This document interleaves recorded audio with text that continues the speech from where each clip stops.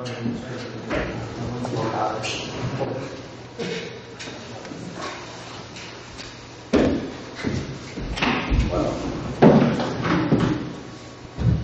tenemos la gran oportunidad, primero de agradecer que nuestra ponencia haya llegado a la Universidad Hispánica Parlante, una de las primeras,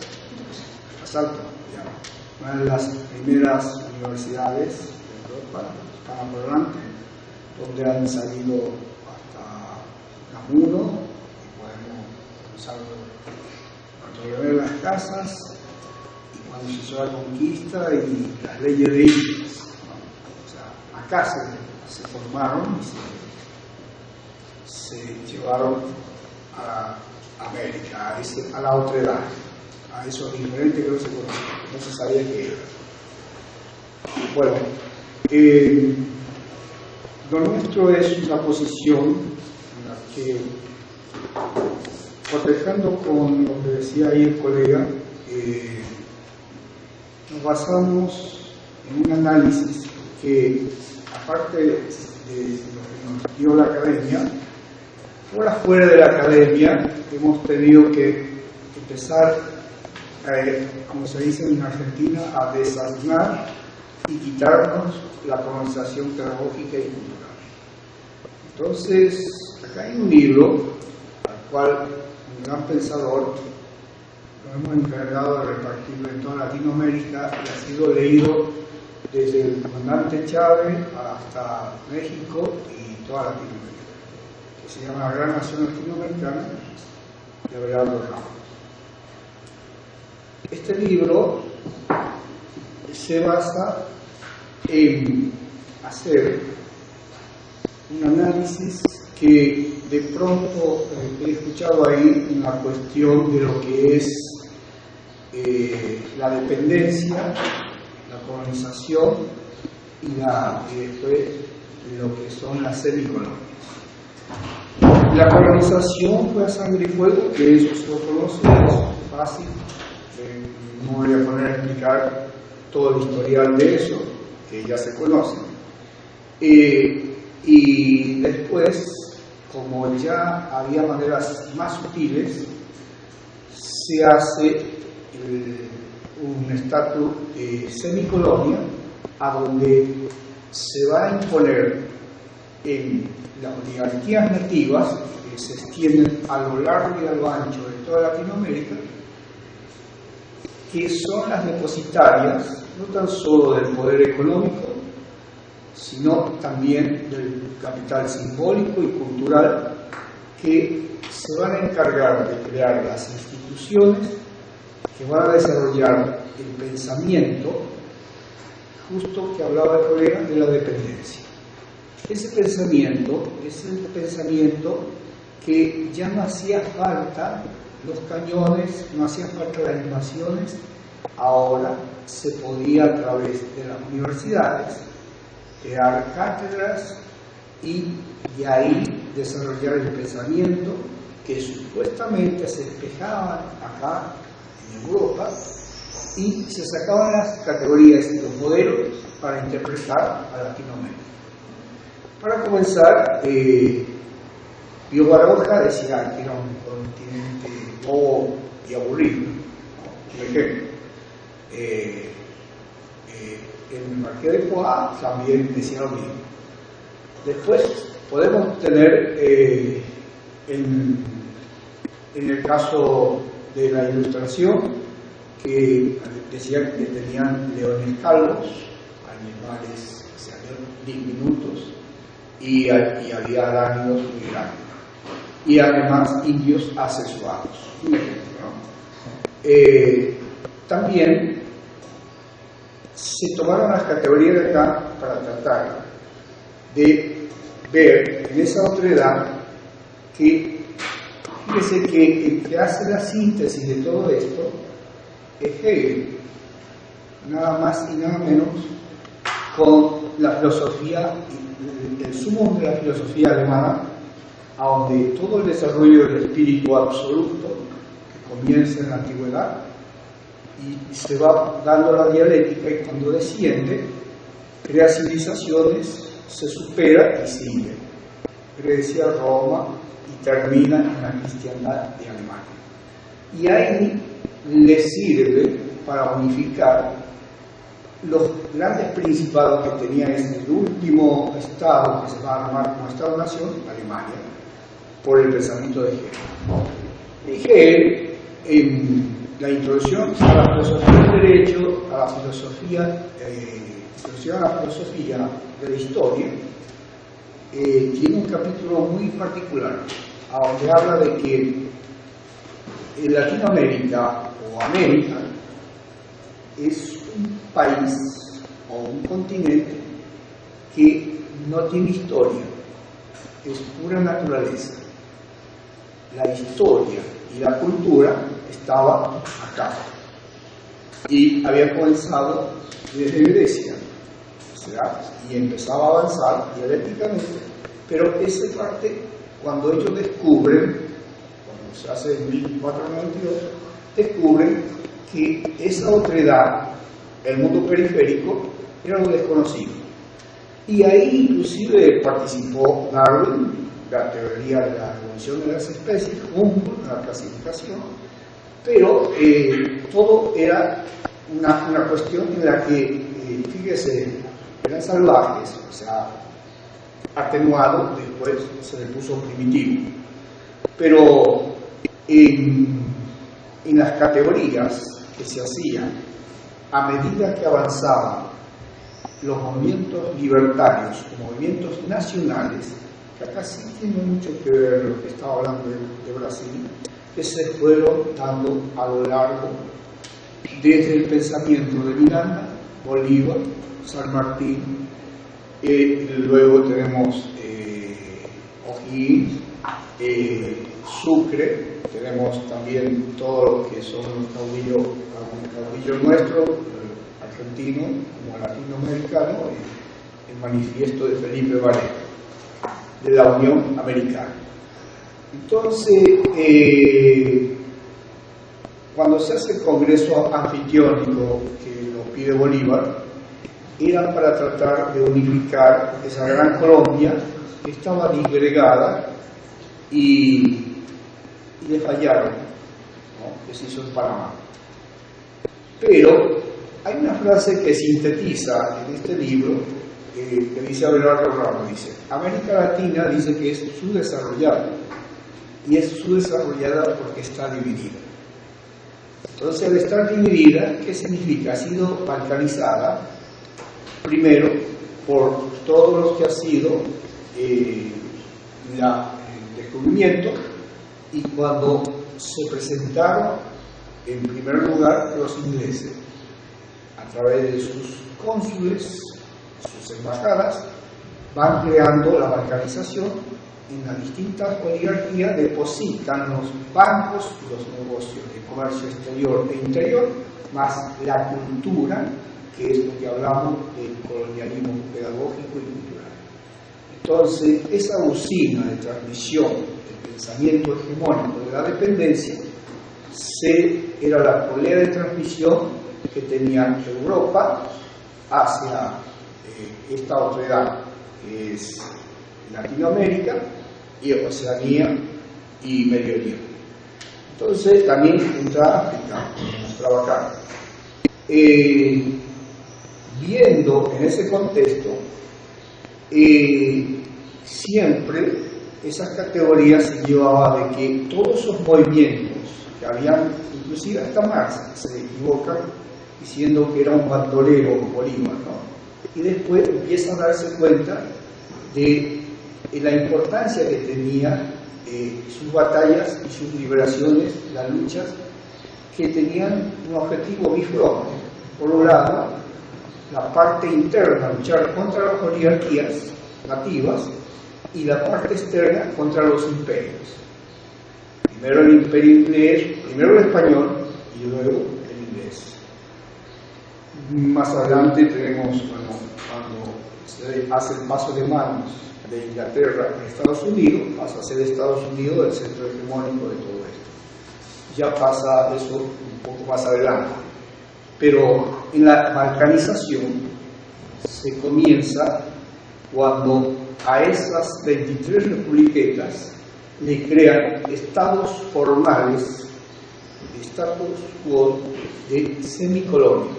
Y ya no hace falta las invasiones a sangre y fuego, sino que ya se coloniza a través de la cultura y de la educación. Esto es una etnoculturación muy profunda, la cual muestra que lo que pensaban desde allá era inferior a lo que se pensaba desde acá. Entonces, ahí está una asimetría desde el punto de vista de lo que es las categorías, cuando decíamos que, por ejemplo, de Tulio Vargas, Perón, Morazán, todos los movimientos nacionales policlasistas, porque acá está la diferencia, es como si fuese que era nazi-fascista, las categorías que se le aplicaban a estos patriotas que luchaban para tratar de unificar en un Estado fuerte y recién empezar a visualizar y a retomar el pensamiento de nuestros libertadores. Acá voy a hacer una diferenciación que es muy importante. Eso, a medida que fuimos avanzando en los estudios, son varios que hicimos, varias conferencias que dimos. Yo comencé desde el 96 desde Suecia y en otros lugares solo. Después me acompañó durante 5 años un nuevo Nobel politólogo que se está por doctorar dentro de poco. Tenemos algo muy importante, que América Latina tiene libertadores. Acá hay una diferencia epistemológica y hay una diferencia ontológica. Son libertadores. Desde acá para allá eran conquistadores. Entonces, cuando Latinoamérica comienza a transitar y a buscar su propio destino y a construirlo, que costaba muchísimo, teníamos que desempolvar a nuestros muertos para poder reivindicar el pensamiento emancipador de aquellos que habían sido enterrados no tan solo por la oligarquía, sino por Europa. Marx, en el primer manuscrito económico filosófico, en el manifiesto, él habla, dice, nosotros de Europa ya no podemos sacar ni poesía, dice, porque desgraciadamente, dice, tenemos que hacer todo nuevo, y ese todo nuevo hay otro problema, que todavía nos gobiernan los muertos, porque está la memoria del pasado, a pesar de hacer una revolución. Y lo puedo demostrar en los movimientos revolucionarios, ¿no? Entonces, Marx decía, lo que hay que hacer ya es enterrar todo eso y hacer esa transformación. Ya muchos habían hecho las interpretaciones de distintos ángulos de lo que era el mundo de la antigüedad, el mundo de Arcos, Parménides, bueno, que después lo cristalizaron con la Revolución Francesa. La Revolución Francesa es como si fuese que es la única revolución que existe, ¿no? Y la revolución de, por ejemplo, que se dio en México, que en simultáneo aparece en la Rusia atrasada, cuando se podía haber dado en Alemania, esas dos revoluciones, dentro de los análisis que se hacen de lo que es la dialéctica de la historia, del reflujo y contrarreflujo, o avances y retrocesos, no se consideran a estos como grandes movimientos en los cuales se cambió el curso de la historia y se iba tomando una espiral, pero que la coagularon con algo que hasta el día de hoy se mantiene, lo que es el estructuralismo, lo que es los neomarxistas, la posmodernidad. Entonces, todo eso hace que detenieran el avance dialéctico. Okay.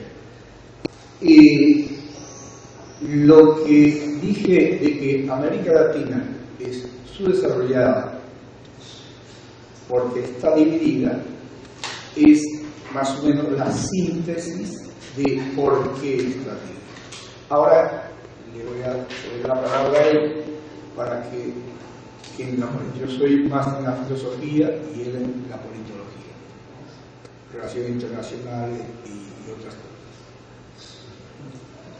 Bueno, bien, antes de nada agradecer la invitación que una prestigiosa casa de altos estudios como es la Universidad de Salamanca nos haya invitado a participar, nos haya acogido bien en cuanto a lo académico, en la recepción del trabajo, si alternarme a las palabras de mi compañero al inicio de la conferencia, ¿no?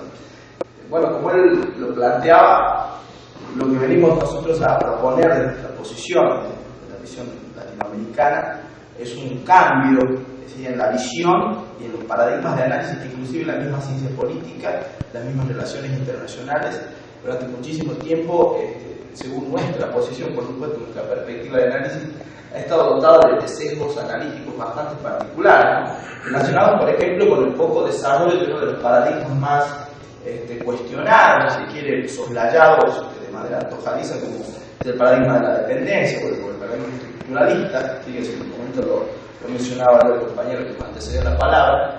Durante muchísimo tiempo en Latinoamérica, o desde inclusive los grandes cenáculos de la producción intelectual académica mundial, como por ejemplo los grandes centros de estudio como la universidad en la que estamos presentes, ha soslayado quizás de manera antojadiza, arbitraria muchas veces, el desarrollo de paradigmas de análisis de esa otredad que hace un momento mencionaba.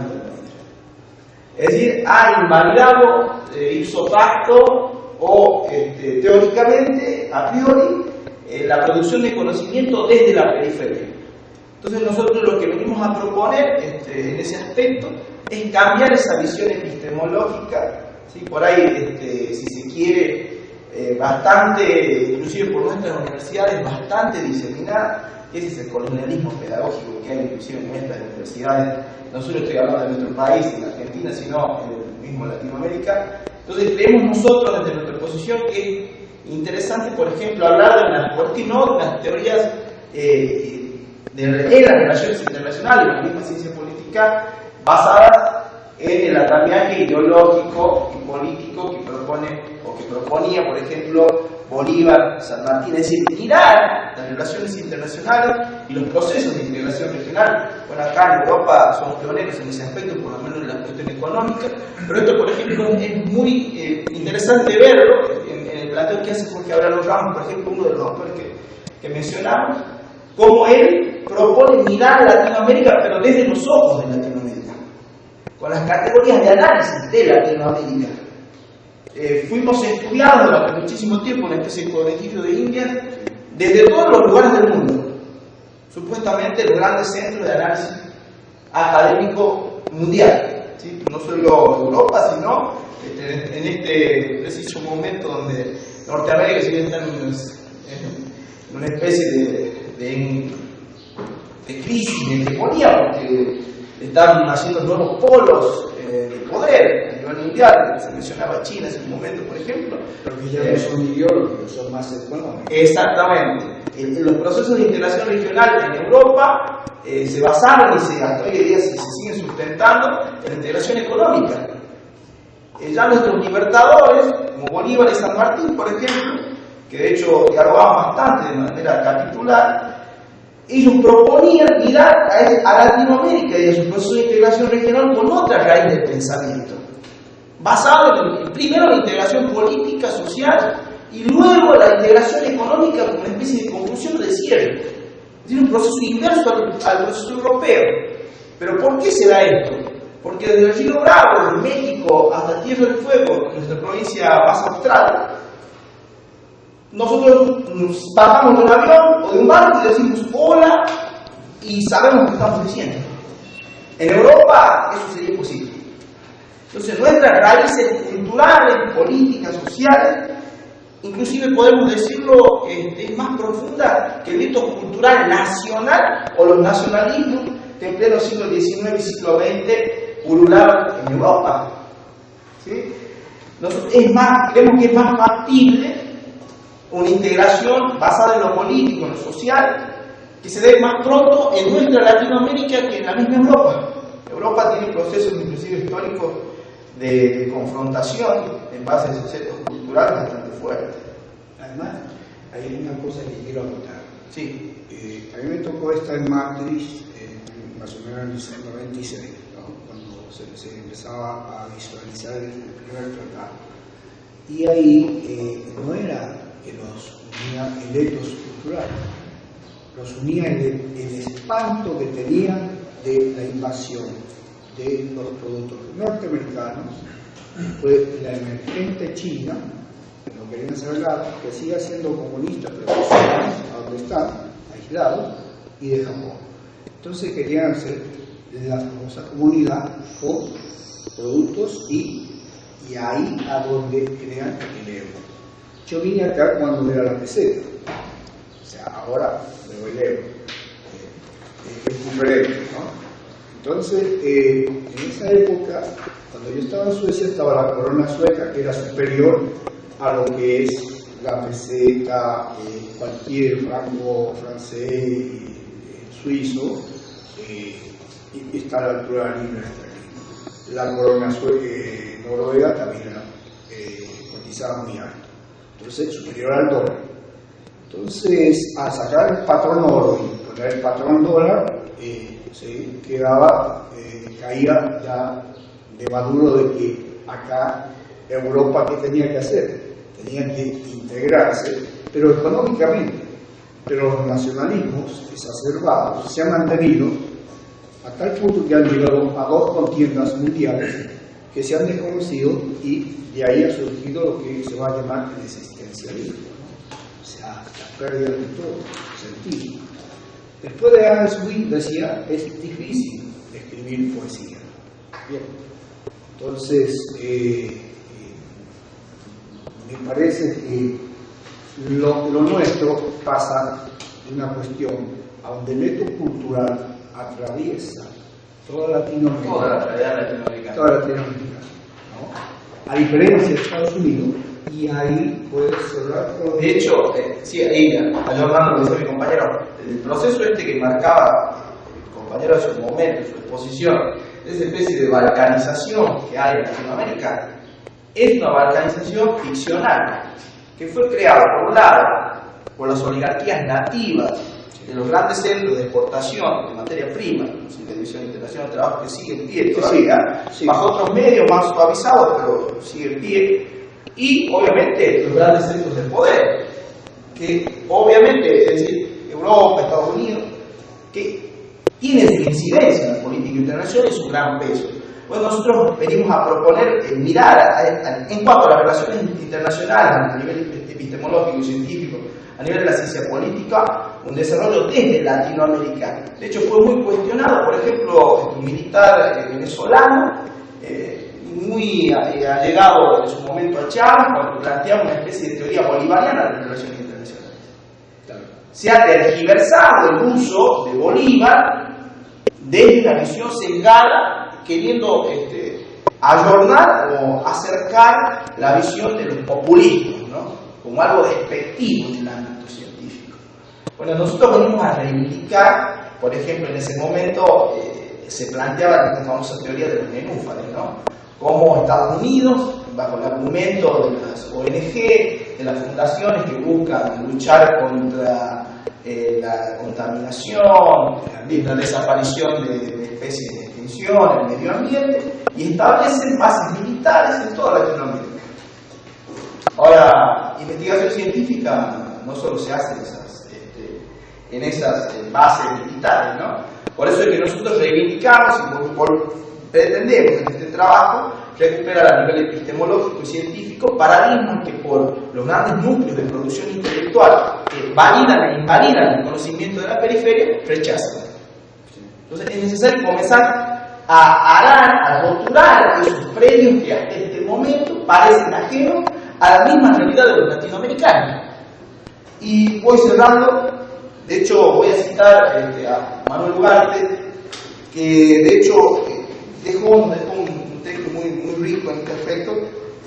En el dolor de escribir, él plantea lo siguiente, ¿no? Esa vuelta epistemológica, esa vuelta copernicana al conocimiento y a la producción del conocimiento desde la periferia, ¿sí?